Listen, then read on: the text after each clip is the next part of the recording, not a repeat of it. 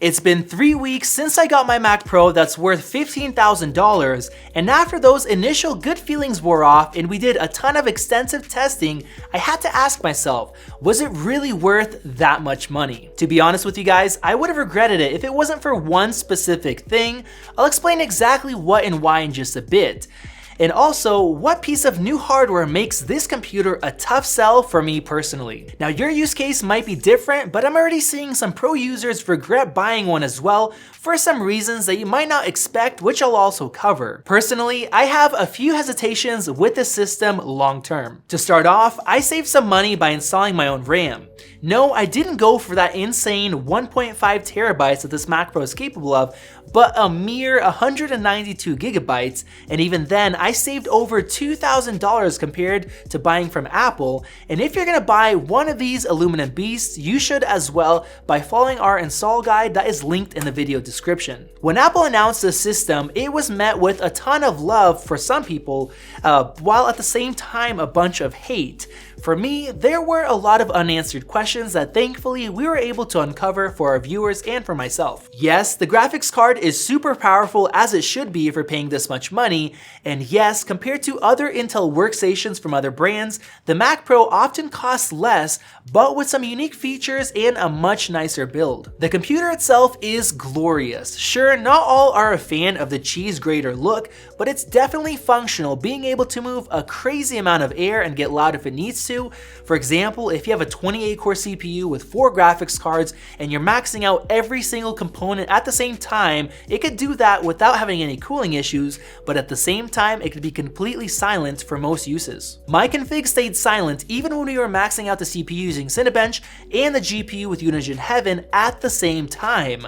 There are just 3 fans for general cooling with no direct fans on the graphics cards, and they literally stayed right around idle. I tested gaming both with the LG 5K and also when we finally got the super back-ordered 6K XDR, and the Vega 2 graphics card performed better than we expected in boot camp, getting right around that coveted consistent 60 FPS at ultra settings in Forza, and that's at 5K resolution, which is pushing 15 million pixels instead of 8 million in 4K. We also played Call of Duty at 6K resolution, which is over 20 million pixels, and got 50 to 60 frames per second at medium settings, and trust us, 6K at medium settings looks a fair bit better than 4K at ultra. Editing video was also really amazing on this Mac. I do video production outside of YouTube, and we mostly work in Final Cut for speed reasons, so owning a Mac is required. Yes, there are Hackintoshes, which I've actually built many of myself, and I'm going to be doing another one soon using Threadripper to pit against this Mac Pro, but for daily professional work and legal reasons, I definitely prefer a true Mac. I connected the Mac Pro to our 112 terabyte QNAP with 10 gigabit Ethernet for video editing, which works perfectly at closer to 1,000 megabytes a second, and since the Mac Pro has 2 of these ports, I ordered a new network card for our server, and I'm excited to test out link aggregation to get close to 2,000 megabytes per second. So if everything seems so good, what is the hesitation or regret? Well, no, it's not the price, even though it is very expensive, but for a well-functioning business with employees, a $15,000 computer that will last many years is nothing compared to all the other costs involved, like taxes, insurance, rent, payroll, benefits, and much, much more. My issue is how much of this system is being used when I'm doing my typical video editing work in Final Cut Pro.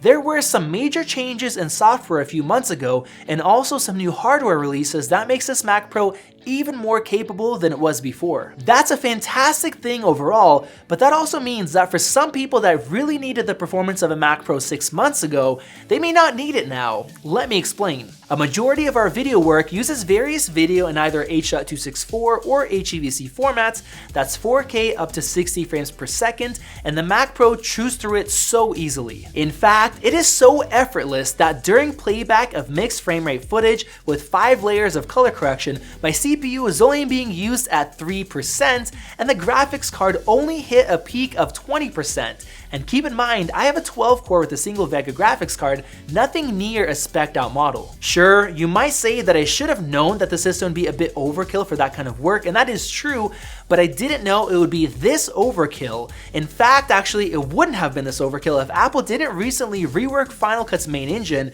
and upgrade it to metal processing, which dramatically improved performance. And yes, when I am working with tougher footage like C200 RAW files, the CPU and the graphics are used much more, but even processing 4K 60 frames per second RAW footage and playing back files at full resolution, this lower end Mac Pro is not maxed out.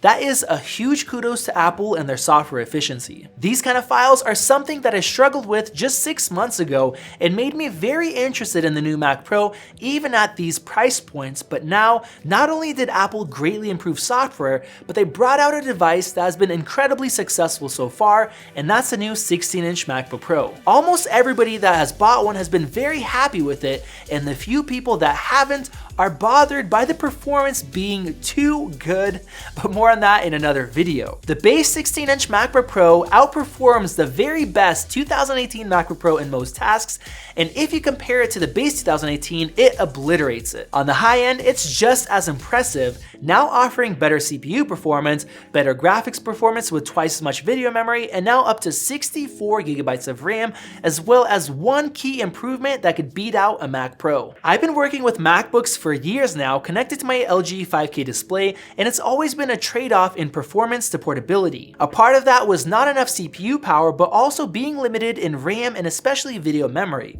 With the latest Final Cut, it uses CPU power much less than before and really leans into graphics, which could be a bad thing if you have a slow GPU, but now that we have the 5500M with 8GB of memory, this is no longer holding me back. So much so that when editing most of the footage in Final Cut on an external display, it is hard to tell the difference between the Mac Pro and the MacBook Pro, which is absolutely crazy.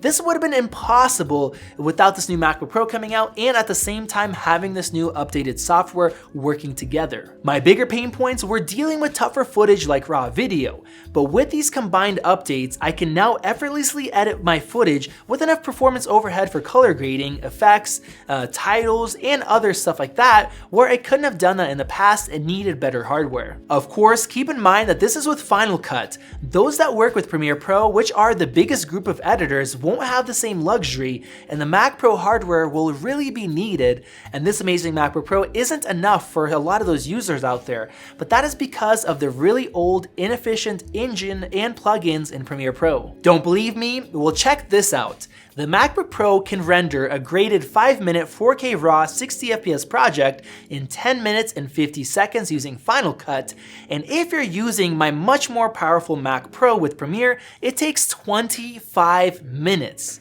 Now, rendering isn't everything, but even if you're editing in the timeline, this MacBook will play back over 50 frames per second at full quality, whereas the Mac Pro and Premiere can only do that at 24 frames per second because of its inefficiency. And to get better results, you would want a better processor, either maybe a 16 core or higher. This really shows how important it is not only to have good hardware, but it's even more important to have new modern software that can make the best use of it. This is where my regrets start coming in. The new faster MacBook paired with my software that is so crazy efficient means that I no longer need hardware as powerful as the Mac Pros in order to have a fantastic video editing experience like I did 6 months ago. Of course, there are still people who will need more power, but thanks to Apple, that market is now smaller. Now, I mentioned that there is one specific reason why I don't regret getting a Mac Pro, and that's because we make videos like this one where we don't earn any money on the production, but by having the hardware to test and make videos on. Not only do we earn income, but we also get to provide knowledge and entertainment, as well as save a lot of people money with our tests, our comparisons, our reviews, and also provide good suggestions to help people get the right gear, which makes our Mac Pro purchase well worth it. If it wasn't for that, I would regret buying this aluminum beast, not because the is not good enough, but thanks to Apple and their new software, it is too good for me and a lot of other people where it wasn't just 6 months ago. I also mentioned long-term hesitations with this Mac Pro for myself and others, and that's because there is a lack of PCI Express 4 and also the CPU socket that's in here. Apple has been using Intel for many years now, and in the past 4 years, they've really been limited by Intel's constant delays of 10nm chips, where AMD is now serving amazing 7nm Threadripper CPUs. I really hope that Apple changes over to AMD or at least offers an AMD Mac Pro, but for now it's just Intel, which doesn't support PCI Express 4 and also switches CPU sockets much more frequently, meaning that future CPUs that come out may not be supported in this computer. Now that will mean big price drops on these current CPUs, and those that want to upgrade to a high core count later will be able to do that much cheaper. But with the way software is going, if you're a video editor, you don't really need more powerful CPUs. So there you guys have it. Do I regret the Mac Pro? Well, no, because on a business level it makes a whole lot of sense for us, and for those doing other kinds of work that need high-end hardware with macOS, it makes sense as well because it's actually cheaper than buying a high-end iMac Pro, and you get more power, more ports, and you also get upgradability. Go ahead and let me know your thoughts down in the comments section below, and check out our links in the video description for the other kind of videos and topics I talked about. Click up there to subscribe, and if you want to see some other great videos, there are a few right over there. This has been Max, and I will see you in the next video.